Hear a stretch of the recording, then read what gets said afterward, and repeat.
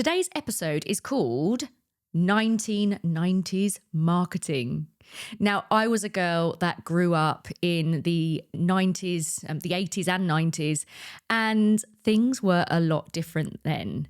Lots and lots has changed in the world since the days when I was a young girl. For example, we booked our holidays by going to the travel agents, getting the brochures, looking through and picking somewhere by just looking at one or two photos and a very, very short description of what that place was like.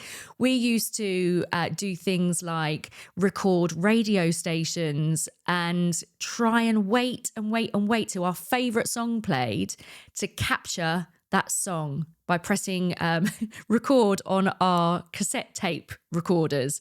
And as a result of that, you would just then hope that the DJ did not talk over the end and ruin the very end of your favourite song.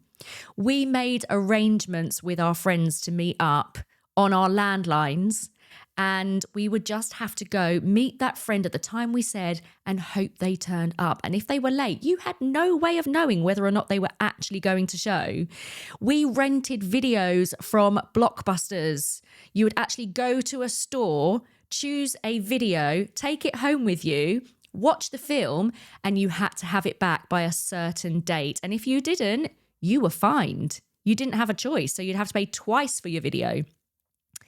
We did all sorts of funny things. For example, we used to take a disposable camera out with us when we went out for nights out. No mobile phones to just, snap a picture. And if it was no good, you delete it. You would have to take that disposable camera out, get it developed, and you had to wait until those pictures came back from wherever you got it developed from. For example, your local supermarket or a Boots pharmacy or a Boots store or something like that. And we only bought what was in the shops. That was it. That was our choice. You'd have to go to the local town centre, choose whatever clothes you wanted to buy or whatever it is you wanted to buy and buy it there and then. Or if you were lucky enough, your nan had a Freeman's catalogue and perhaps she would let you buy something from the Freeman's catalogue, which you would have to pay back about £2.50 per week for whatever item of clothing it was. So things were a lot different back in my day. But you know what? That's not how it is now, is it? People expect a lot more. And as a business, you have got to deliver it. So that's what today's episode is all about. It's about how things have developed and what we actually have to think about in this day and age when it comes to our marketing. For example, instant bookings and purchasing happens now on websites, doesn't it? Even in apps. TikTok shop, anyone like to buy from there? It's all about, being able to look at reviews, looking at prices, being able to compare. That's just one example of how the world has changed around us compared to what I told you about of buying things just in the shop.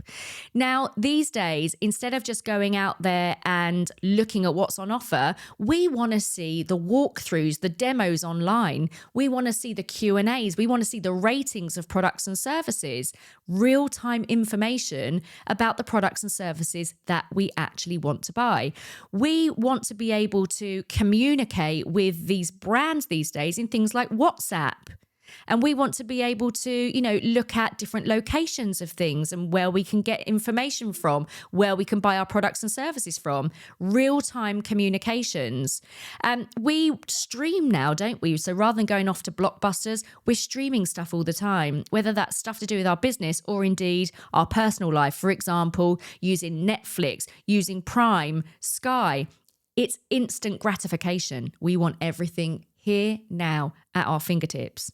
And even to the point where in many of these channels, we now don't want to see adverts. So we will do and pay more to have ad-free streaming. We want full control over the entire customer experience.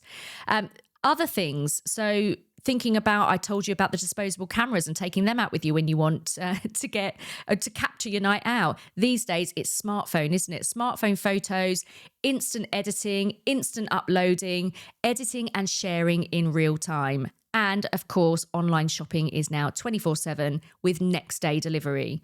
Live stock updates, get what you want when you want it, build your wish lists and all sorts of things. So It's changed a fair amount, and I think it's changing now more than ever, especially with the introduction of AI, which we'll talk about in a little while. So, thinking about the world of marketing and your business, how do these things all tie together? Well, as I say, things are changing ever so rapidly and it is impacting every business that is out there. You don't have a choice. You can't stick with the same thing that you're always doing. You've got to move because even in the last few years, digital marketing has dramatically changed. And I would say that's literally in the last year, even, it's changed even more. And that's largely down to, like I say, the likes of AI, but also customer behavior changes as well. The way we consume information, the way technology has moved along, we just move with it. And our expectations become even greater. So, I want to go through with you in this episode some of the expectations for digital marketing in these current times, because you can take so many key steps in the right direction to help your customers and to do better by your brand by embracing what's out there and supporting your customers in their customer experience. So let's walk through some of the different things that you need to consider as a business right now when it comes to digital marketing. And this is just scratching the surface, but if you can start thinking about some of these things, it will stand you in good stead to think about the next level of change to expect. So first of all, let's talk about speedy response times. I think it goes without saying, and think about your own purchasing habits. People want answers now. People need things right now. So when you think about how you're working with a prospect and how you're working with people that are moving towards your business, are you able to give them the instant replies that they actually need? If they were to phone up, how easy is it for them to be able to speak to someone? If they go onto your website, how easy is it for them to get the right information that they need? If they go onto your social media channels, can they actually speak to someone there and then? We have to open ourselves up to our audience and make sure that if they want something from us, we're there for them. The expectations are much higher. So this brings into play things like chatbots, autoresponders, and WhatsApp for these immediate replies. So if that's not something that you're looking at right now, it's definitely something to consider. I would advise you to go and have a little look at all of the marketing channels you're using and how could you start to give that immediacy to your customers. Think about the steps that you can take so that when they are looking for a reply, you are there and you're ready to deliver it to them. Secondly, personalization is absolutely massive. No longer do we want to be treated just like one of many. We want our experiences with brands to be absolutely bespoke to us. And for that reason, things like sending out blanket emails to everybody in your list, those days are gone.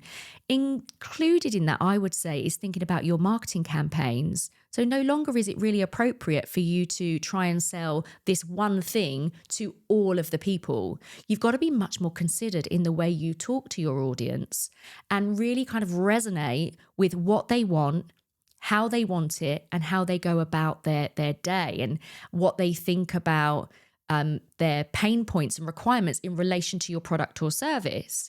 And we have to think about exactly what's going on in their mind. So when you're talking to them through your email marketing, through your social media, whatever channels you're using, you're getting them to nod along going, yeah, that's me. This person really understands me. This business really gets me. They really understand everything that I'm going through and what I need. So personalization is really critical. So no longer kind of chucking content out there that hits everyone and means nothing. Breaking it down is much much more fruitful for you as a brand, and it just plays into those specific types of niches much better, and you will get better results from it. So thinking about behavior triggered sequences is really good, and tailoring your journey to that specific type of person that you want to do business with. So can you start thinking about how you can talk to different segments of your email database in different ways, or talk to different segments of your social media followers in different ways? Turn up at different events, whether they're online or offline, and give the right type of messaging for the type of person you're trying to attract. So personalization is absolutely critical. So it's worth you thinking about the different types of customer you want to attract. Think about where they're showing up and how you go where they are in a more personalized manner. The third thing is about snackable content. So whether that's in the form of social media, email marketing, YouTube videos, if you're turning up and doing keynote speeches, anything like that, snackable content is something that people expect these days. Attention spans are probably at their lowest. So when you are creating content, it's worth thinking about how you can put something out there that is very meaningful, very valuable, and is going to help somebody to make a decision or take an action that will not only help them, but point them in the right direction of seeing you as a really valuable person in their life. So think about quick tips, quick Q&As, carousels, reels. Think about LinkedIn posts that get to the point. So it's really important when you're doing snackable content, you really think about the hook. What is going to bring someone in? So hook first, reel them in, and from that, give them that core information to really help them. But if you can't make snackable content, it's going to make things really difficult for you, because people won't turn up and listen to, minutes and minutes and minutes of content. So quite important there that you think about your way of doing that. So design some snacks and get them out there. Number 4 is clarity over cleverness. How many times have you seen adverts or pieces of content out there where you think, well, what does that even really mean? Clarity is king when it comes to marketing at the moment. These well thought through marketing campaigns that try to be a bit too clever, they often miss the mark now. People want to be able to absorb information, understand what it means straight away, and take action. So it's definitely about clarity over cleverness right now. So are you trying to be a little bit too clever with your marketing? Instead, come back to clear, plain messages that are very much outcomes focused, that don't make people think. Because as humans, we try to conserve energy. And when we've got to think too much, it stops us from taking action. In fact, it stops us from even bothering to read any further. So clarity over cleverness is a move that I would suggest that you make.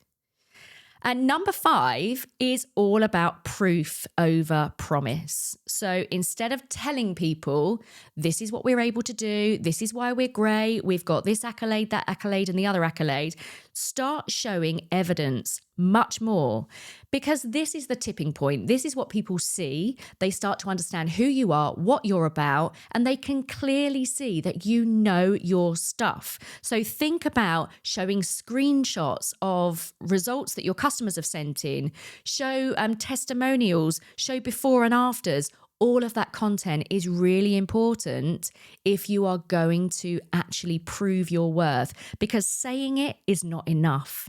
You've got to prove it.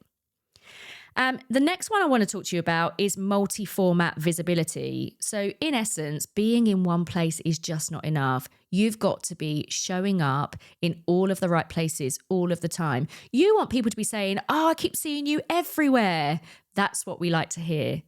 Show up in the right places, of course. Don't just choose anywhere. You need to show up where your customers are going to be, but get that mix out there. Be in the right places and get the videos out there, the written content, the audios, the visuals.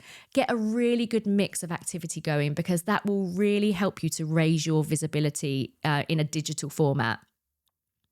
And number 7, for me, this is about real people, not about stock stuff.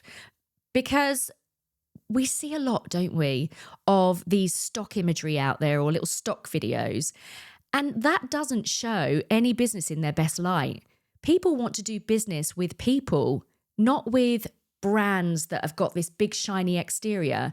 So for me in digital marketing right now, it's about being authentic. It's about showing the behind the scenes stuff, thinking about, showcasing what you're all about, showcasing your team members, showcasing what you're up to. Because if you are just relying on the stock stuff, it doesn't allow people to create relationships with you. And for me, that's what it's all about. People want to build relationships. They want to get to know you. They want to do business with people they actually, like. So let's make that possible. Let's get them to be able to build a relationship with you rather than with glossy pictures that you've chosen from whatever free picture site that you've used. Okay.